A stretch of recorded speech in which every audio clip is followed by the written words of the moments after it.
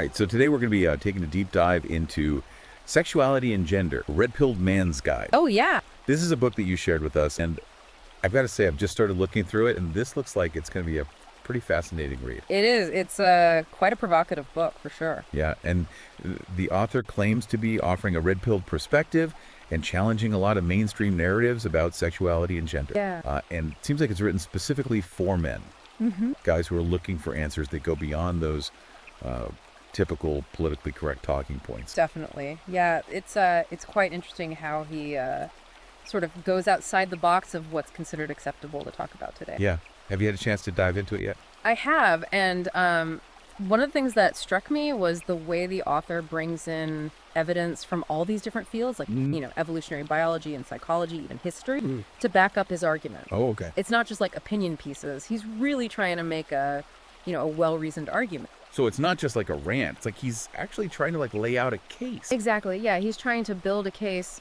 using, different types of evidence. Okay, so let's unpack some of this, because like one of the first things that jumped out at me was this whole evolutionary biology angle. And basically what he's saying is like, to really understand ourselves and our relationships, we need to look back and see how evolution has like shaped our behavior. Yeah, and the book goes into some pretty specific examples. Like, it talks about how men and women might have different tendencies when it comes to, promiscuity. Right. Like, from an evolutionary standpoint, the argument is that it made more sense for men to spread their genes widely. Oh, I see. While women would be more selective, because they're the ones who have to carry the baby and, raise the child. Right. So it makes sense that they would be more careful about choosing a partner. Makes sense. Yeah, of course, these are broad generalizations, and, there are always exceptions, but I think it's a really interesting lens to view things through. Yeah. It definitely makes you think about all those forces that are kind of like under the surface, right? Exactly. Yeah, there's a lot going on beneath the surface that we don't always think about. Yeah. And speaking of things that we don't always think about, the book also takes on the history of homosexuality. Oh, yeah. And, the author is arguing that it's not some like modern invention, as some people claim. Right. Like, you hear people saying that it's a modern phenomenon. Yeah. But the book points to examples like ancient Greece, Okay. where homosexuality was not only accepted, but in some cases actually celebrated. Interesting. Yeah. There's this fascinating example of the Sacred Band of Thebes, which was this elite military unit. Really? Made up entirely of male lovers. Wow. And the idea was that their bond was so strong, because they were lovers, that they would fight even more fiercely on the battlefield. Oh, so it's like a strategic advantage. Yeah, it was seen as a way to create an unbreakable bond between warriors. Wow, that's really interesting. Yeah, and the book argues that this just shows how much perceptions of homosexuality have changed over time. Right. Like what was totally normal and even celebrated back then is now, seen as something completely different. Exactly. Yeah, it makes you think about how much of our morality is really just, a product of the times we live in. Right. So it's not like there's some kind of like universal truth about these things. Yeah. It's all relative. That's what the author seems to be suggesting. Yeah. Wow. That's it's a pretty big claim. It is. Yeah. It's definitely something to think about. All right. So moving into some maybe even more controversial territory. The book also talks about how the definitions of masculinity and femininity have changed over time. Yeah, and he specifically calls out what he calls like progressive ideologies for, supposedly distorting these traditional roles. Okay. Like, he contrasts modern society with the Spartans, who valued this really warrior-like masculinity because it was, essential for their survival. Right. But he argues that modern ideologies, especially things like Marxism, have pushed us away from those traditional roles. And he's questioning whether, we can just ignore biology and social history when we talk about gender. So, like he's saying we can't just like throw out the past and pretend it doesn't matter. Yeah, basically he's saying that there's a reason why these roles developed the way they did, and we can't just ignore that. Okay, so it's like a pushback against this idea that, gender is completely fluid and it's all about, social constructs. Yeah, he's definitely pushing back against that idea. Wow. All right.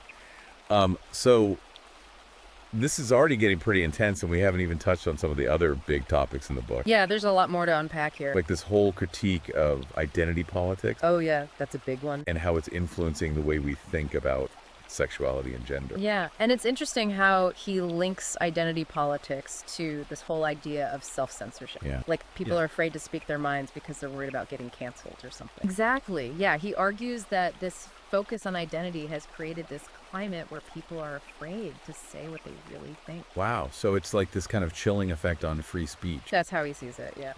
Okay. And then there's this other concept that he talks about, institutional capture. Oh, yeah, that's a really interesting one. Yeah, I don't think I've ever heard that term before. It's basically the idea that institutions like universities or even governments, can be taken over by a particular ideology. Oh, so it's like they're captured by a certain way of thinking.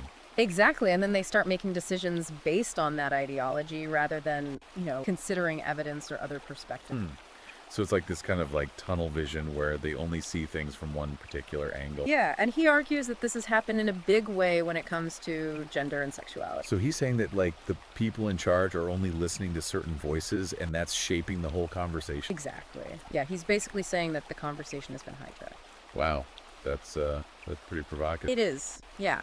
It's definitely something to think about. Yeah, I mean, have you ever felt that pressure to kind of like conform to certain viewpoints? Oh, yeah, for sure. Especially when it comes to these topics. Yeah, especially these days, it's like you can't even question certain ideas without being labeled as, a bigot or something. Right. It's like you have to just accept whatever the mainstream narrative is, or else you're like, on the wrong side of history. Exactly. Yeah. Yeah, it's a really tough climate for open discussion. Okay, so it sounds like the author is really encouraging readers to, think critically and not just accept what they're told. Yeah, he's basically saying don't just believe everything you hear, especially from institutions that might have been, captured by a certain agenda. Right. So it's like question everything. Exactly. Yeah, question everything and do your own research. Okay, so we've talked about the evolutionary biology angle, the history of homosexuality, the changing definitions of masculinity and femininity, the critique of identity politics, and this idea of institutional capture. And that's just like scratching the surface. We barely even touched on the book. I know, and one of the other things that I found really fascinating was his section on technology. Oh, yeah. And how technology has impacted the way we experience and understand, sexuality and gender. Right, it's everywhere, dating apps, online, porn, social media. It's all shaping how we view relationships. Yeah, and he talks about how technology is kind of a double-edged sword. Definitely. Yeah, on one hand, it gives us all these tools for connection and self-expression. Right. But on the other hand, it can create these new norms and maybe even contribute to things like over-sexualization or, superficiality. Yeah, like you think about dating apps, and they could be great for like meeting people. Yeah. But they also tend to like emphasize these really superficial qualities like looks. Oh, yeah, for sure. It's all about the photo. Yeah, and it's like you're swiping through these profiles, and it's easy to kind of like lose sight of what really matters. Right. You start judging people based on these really superficial things. Yeah, and I think he's really urging us to be mindful of how technology is influencing our perceptions and our behavior. Definitely. Yeah, it's about using it consciously and not letting it kind of like dictate how we approach relationships. Yeah, like it's a tool and we need to be the ones in control, not the other way around. Exactly. Okay, so we've covered a lot already, like evolutionary biology, the history of homosexuality, changing definitions of masculinity and femininity, the critique of identity politics, the impact of technology. And he doesn't stop there, right? No, there's a lot more. He goes on to talk about this idea of red-pilled parenting, which basically means raising kids with a critical eye towards these dominant narratives about sexuality and gender. Right. He's basically encouraging parents to, teach their kids to question what they're being told. So instead of just accepting what they hear in school or on TV. Exactly. Yeah, he wants them to be able to think for themselves and form their own conclusions. So it's like equipping them with the tools to think critically and not just kind of like blindly accepting whatever the mainstream narrative is. Right. He's saying that parents have a responsibility to provide a different perspective, especially when it comes to these sensitive topics. Okay, that's interesting. Yeah, it's definitely a different approach to parenting than what you usually hear. Yeah, but I mean, it makes sense in a way, right? Because there are so many conflicting messages out there. Oh, yeah, for sure. Kids are bombarded with all kinds of messages about gender and sexuality. So it's like if you don't teach them to think critically, they're just going to like absorb whatever they're exposed to. Exactly. And that might not be what you want for your kids. Right. So it's like you have to be proactive about it. Definitely, yeah. Okay, so this Sexuality and Gender, a red-pilled man's guide. It sounds like a pretty intense read. It is, yeah. Packed with controversial takes and like a lot to think about. We've only just scratched the surface here in this first part of our deep dive. Yeah, we've only just begun to unpack it. There's still a lot more to explore. I know, and I'm really curious to see where this goes. Too. Because we haven't even touched on, some of his arguments about feminism and transgenderism and what he sees as this like war on men. Yeah, those are some of the most controversial and thought-provoking parts of the book. Yeah, and those are definitely topics that we need to discuss. So make sure you stay tuned for part 2 of our deep dive, where we'll continue to explore these arguments and insights from Sexuality and Gender, a red-pilled man's guide. It's definitely a book that challenges conventional thinking, that's for sure. Yeah, and whether you agree with the author or not, it's guaranteed to spark some interesting conversation. Definitely. Yeah. This is one of those books that you're going to want to talk about with your friends. Yeah, for sure. Yeah. It's that kind of book. Okay, so until next time, keep thinking, keep questioning, and keep exploring these important topics. So, one of the things the book really goes after are what he calls progressive, especially feminism and queer theory. And his argument is that they've kind of like taken over the whole conversation about gender and sexuality. Right. And they're pushing this narrative that's, maybe not grounded in reality. Yeah, and he uses some pretty strong language to describe it too. Like he talks about the war on men. Yeah, he definitely doesn't hold back. It's pretty intense stuff. Yeah, it is. But I think it's important to try to understand where he's coming from. Okay. Like what's driving this argument. Yeah, so what is he saying? Well, he suggests that feminism, while it started out with good intentions, like aiming for equality, right, he thinks it's actually gone too far in some ways and ended up harming women. Oh, okay. So like he argues that it's pushed women away from their natural roles and desires. Okay. And created this situation where they're pressured to be, career driven and sexually liberated and independent, right, even if that's not what they actually want. So like they're being told they can't embrace their femininity without being seen as like weak or something. Yeah, kind of like that. And he also argues that this pressure to conform to a certain type of modern womanhood actually limits women's choices and agency. Interesting. What about men? Well, that's a big part of the book, too. Right. He talks about how traditional masculinity is being destroyed. Right. Like, he says boys are being feminized in school, okay, and men are being emasculated in the workplace. Wow. And he ties this back to evolutionary biology, okay, arguing that men are inherently wired to be providers and protectors, right, and that denying those instincts leads to all sorts of problems. So it's like society is telling men that their natural instincts are bad or toxic. That's how he sees it. And he even brings up the rise of the manosphere as a reaction to this. Like men are pushing back? Yeah, he sees it as men pushing back against these forces that are trying to redefine what it means to be a man. Okay, so basically he sees this whole cultural shift as this like battle between traditional values and these progressive ideologies. Yeah, and he's definitely not neutral in that battle. Yeah, right. He's clearly picking a side. Yeah, and one of the most controversial areas he explores is transgender.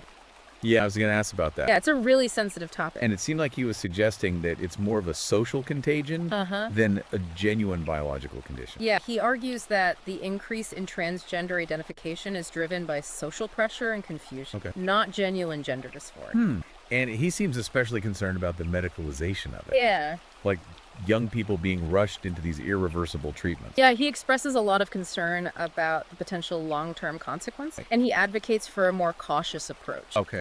Emphasizing therapy and counseling over immediate medical intervention. And I noticed he also takes issue with the idea that gender is fluid and completely separate from biological sex. Yeah, he's very firm on that point. Okay. He says gender is rooted in biology, and while social influences exist, they can't override those fundamental differences between men and women. So that goes against the grain of what a lot of people are saying these days. Yeah, it's definitely a controversial stance. It is. And it's bound to spark a lot of debate. Okay, well, it's clear that he's not afraid to challenge popular opinion and present a different perspective, even if it's controversial. And that's what makes the book so interesting. Yeah, I agree. Even if you don't agree with everything he says. It makes you think. It definitely forces you to confront your own assumptions. Yeah. And consider viewpoints that you might not normally encounter. So what would you say his overall message is? Well, I think he's ultimately calling for men to reclaim their masculinity and fight back against these perceived attacks on traditional values. So it's like a call to action. Yeah, exactly. Okay, how does he suggest they do that? Well, he encourages them to embrace their natural instincts and desires,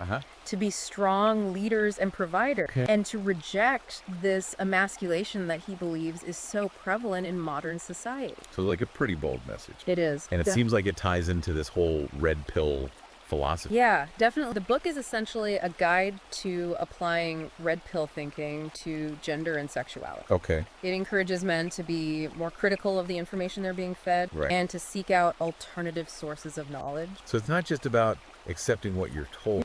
It's about questioning everything Exactly. and forming your own conclusions. Yeah, and he puts a lot of emphasis on red-pilled parenting, too. Right. You know, teaching kids to question the narratives they're being told about gender and sexuality. So it's not just about men reclaiming their own masculinity, but also about raising a new generation that embraces these traditional values. Yeah, that seems to be the goal. Okay. You know, he wants parents to instill a strong sense of these values in their children. Right. To teach them to be critical thinkers. Okay. And to arm them with the tools to resist the pressures of modern society. So it's about raising a generation that's not afraid to challenge the status quo and embrace a different understanding of gender and sexuality. Yeah, that's a big part of it. Okay, so this is a lot to take in. It is. But I'm starting to see how all these different pieces fit together. Uh-huh. Like, he starts with this evolutionary perspective. Then he critiques modern ideologies, explores the impact of technology. Yeah. And then finally he calls for this return to traditional values. Right. Both for men themselves and for how they raise their children. It's a pretty comprehensive framework. It is. Albeit a controversial one. Yeah, definitely controversial.